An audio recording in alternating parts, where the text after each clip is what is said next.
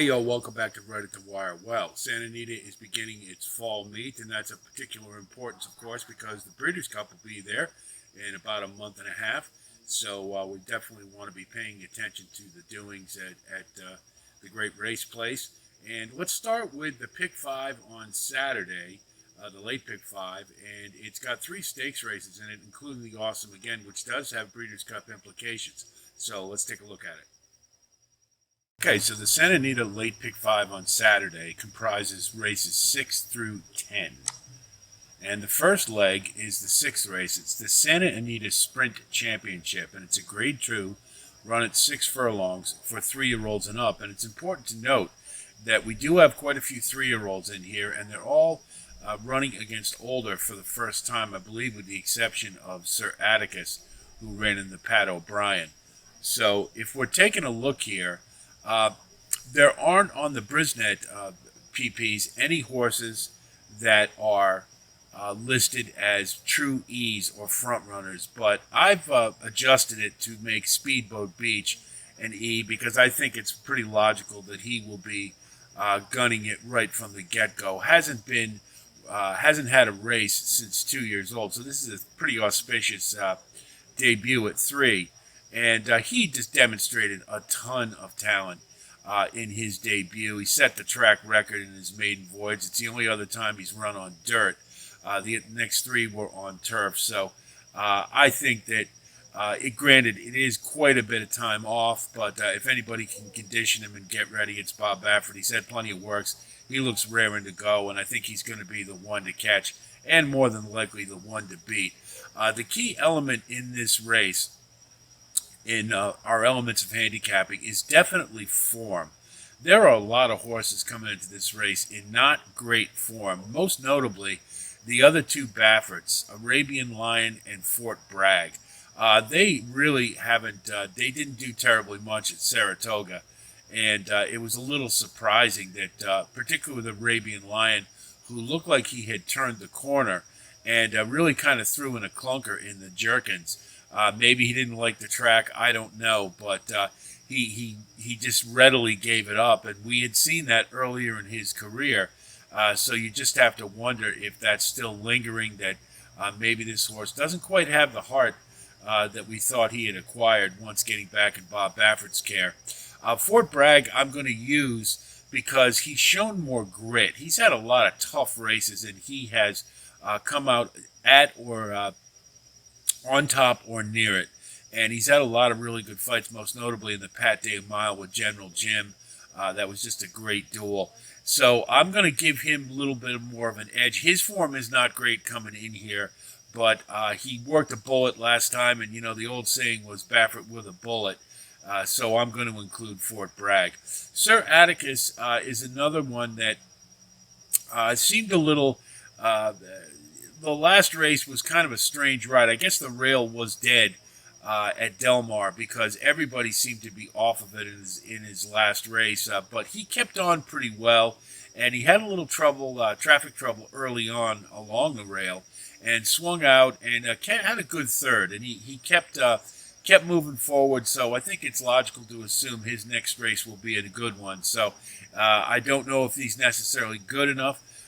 But he doesn't have a 100 buyer, which I think you kind of need to win this race. But he could move forward to give him one, so I think he's a logical competitor here. Spirit of McKenna is also coming to this race in good form, but it was notable. He is 3 for 3 at Santa Anita, so I think the track will elevate him a little bit getting back on it. But it is important to note he does not have a 100 buyer, and he was noticeably tiring in the stretch of his last race. So maybe the top end just isn't there, but I think at Santa Anita you certainly have to think about him. And then Dr. Scheibel as well we have to include. Had that long layoff, and I don't know if he's necessarily returned to the form he had prior to it, where he was a real solid sprinter. But he did run a nice race in his last one, and I think 6 furlongs is obviously what this horse wants. He had been running out of his element at 7 furlongs and a mile in his 2 prior to the last one. So he's back in sprint form. He'll be coming off the pace, And I think it's going to be awful tough to catch Speedboat Beach. But again, he's in good form, and I think that's a really important variable in this race. And I think he's got a puncher's chance. Leg 2 is the 7th race, and it's a maiden special weight, 61,000, run at 6.5 furlongs on the turf, though not from the downhill chute. So that's important to note. There's a little bit of there is a chute for this race, but it's not the downhill variety, so that's an important distinction.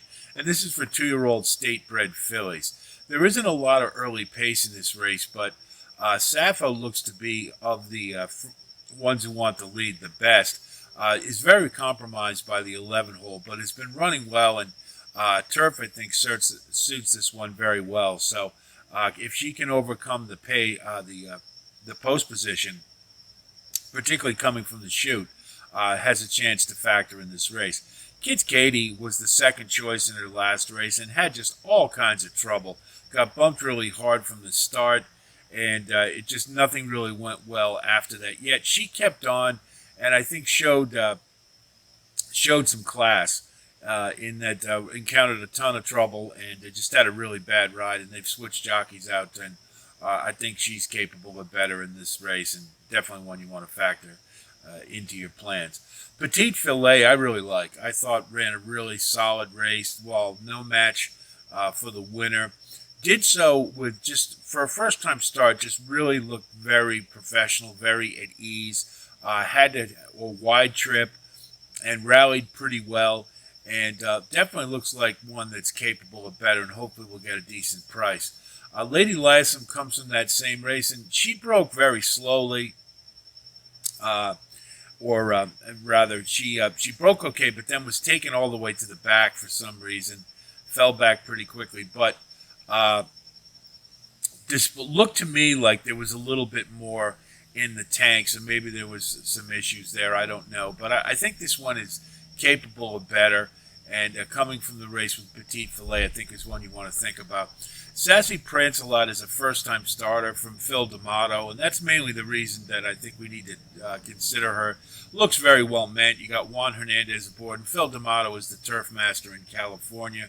He doesn't have the greatest first-time starter percentages, but the tab looks like she's really well meant, and I don't think he'd go and get Juan Hernandez unless there was something there, so we'll throw her in the mix.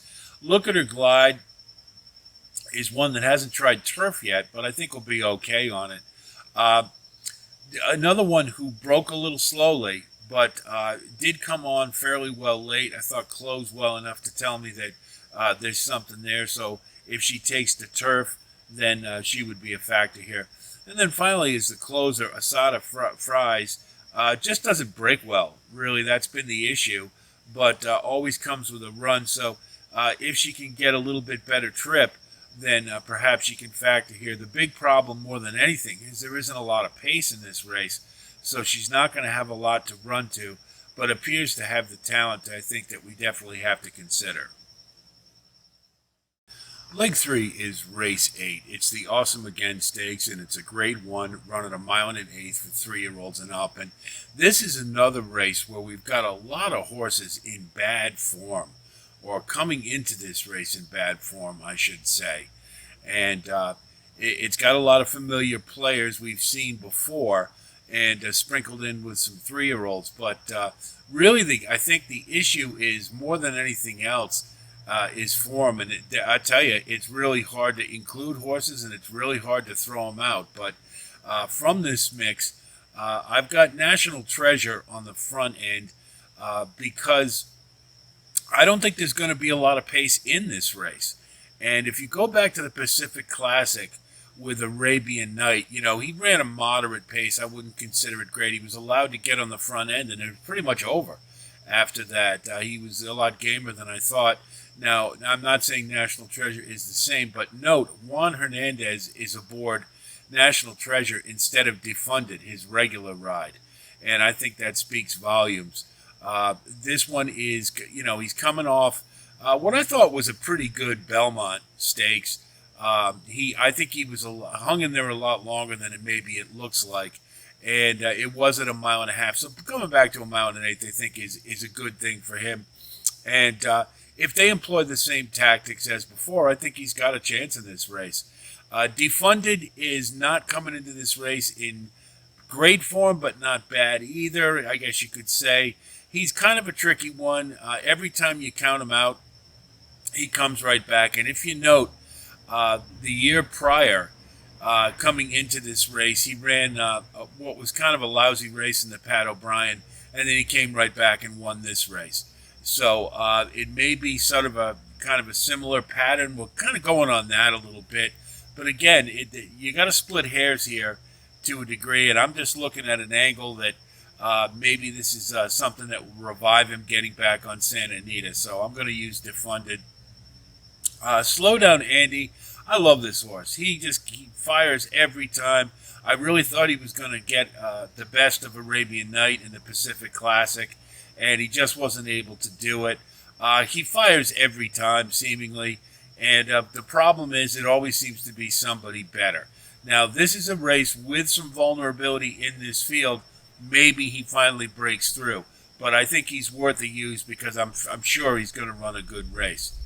As kind of a wild card, going to throw in Celestial Moon. Now, this is one Bill Mott had with moderate success, and now Mark Glatt's got him. And you note, first time with Mark Glatt, he ran his career best race, and now he's coming in second off the layoff. So this one's in good form, and that's what I really like more than anything else. Ran a career high and is likely to progress forward. Mark Glatt has good stats with second time with a horse.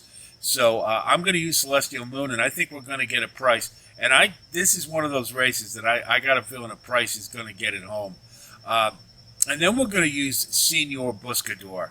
And he's another one. He's coming in third off the layoff, and he seems to be progressing nicely. He's had a couple of good, solid races. And I don't know how much pace he's going to have to run to, but I like the fact that he fires well, and I think, again, form-wise, he's in better form than a lot of these, and so we're going to include him. Just a note on a couple of the other more notable ones. Stiletto Boy, you just can't like that Pacific Classic. I mean, obviously something went awry there. Could he come back and fire in this race? Sure. But he doesn't look quite the same horse that he was earlier in the year. And while it's very possible that he can rebound, I'm going to bet against it in this race. So, Skinner, if you go back and watch the Pacific Classic, he was on his wrong lead in the stretch. And granted, that was a mile and a quarter, and this is a mile and an eighth. But more than anything else, really, Santa Anita and the West Coast tracks really don't set up well for this horse being a deep closer. Those tight turns and the speed favoring, they really don't favor him terribly well. And I wasn't overly impressed with his last effort, and I just think he's got a lot of things working against him. So we're going to toss him. So that's what it looks like for the Awesome Again.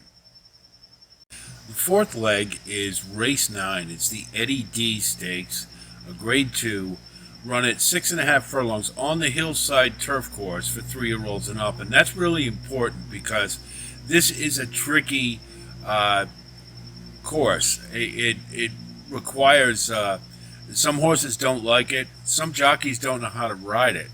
And it's so a positive record over the track is really important in this race, and we'll put the emphasis there.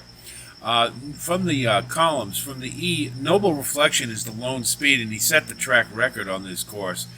He's been in excellent form, aside from his last at Kentucky Downs, which is a funky track, and we'll forgive him for that, draw a line through it. So he's back on familiar grounds that he likes, and again, he's done very well over the hillside turf course, and he's a threat to wire this field if he's right. So we'll use Noble Reflection. Brand came off a very long layoff to run last in over at Kentucky Downs, and it didn't fare terribly well. But we can draw a line through that because he was coming off a year-long layoff. But he has performed fine at Santa Anita as well as over the hillside course. And I think with a race under his belt, if he can get back to his previous form. He's definitely a competitor here. Lane Way is just a really consistent performer who has run a ton of times over the hillside track and has acquitted himself pretty well. I think he maybe is a cut below some of the better ones in here, but a positive record over the track I think elevates him in this type of scenario, so hopefully we'll get a decent price. Mas Rapido is another one who has a positive record over the hillside course. He's definitely a cut below these. There's no question about it, but I think he gets elevated again because that he can handle this course, and we're probably going to get a really big price, and he's more than likely a candidate for the exotics for underneath, but I don't see him as a win candidate. And then finally, I'm a Gambler, who does not have a record over the hillside track, but is coming in third off the layoff in pretty good form. His last couple have been pretty decent, and he's coming, it's route to sprint, and he's going back to a sprint distance where he acquitted himself abroad pretty well, and I think he's in good enough form, and I think he's one that perhaps might be a little bit of a wild card as well, but I think he fits well in here. So here's what our ticket's going to look like, and this is a tough one. It's really hard to cut horses, but we've got to fashion an affordable ticket too. There should be some decent value. In the Sprint Championship, we're going to use 2, 8, race 7. In race 8, we're going to use 4, 5, 7, and 11. In leg 3, race 9, the Awesome Again, we're going to use 1, 6, and 7. And in race 4, on leg 4, race 10, we're going to use 5 and 7. And then in the final, and this is a tough one, I think we're going to hope for Astronomer on the front end or Il Bellator, but we'll cover it with a couple of closers too, Hong Kong Harry and Cascade Peak in leg 5. So 1, 4, 5, 8, that's $192. On a 50-cent base, it's a $96 ticket. There should be some prices in this one, and hopefully we can take it down. So there it is, the late pick 5, and I think that's a really tough one. And I think form is really the big component for all the races. There's a lot of horses there. The form is really questionable. So I'm just trying to find ones that look like they're going to run a decent race, and that's basically what had to be applied for most of the races, save for the Maiden. But it's a pretty tough sequence, and we'll just take our shot and hope we can take it down. If you do like content like this, of course, please like and subscribe. And thanks for coming by. We always appreciate the support. And there'll be more postings to come, of course, as we make our way to the Breeders' Cup. I'll talk to you soon. And until then, be well.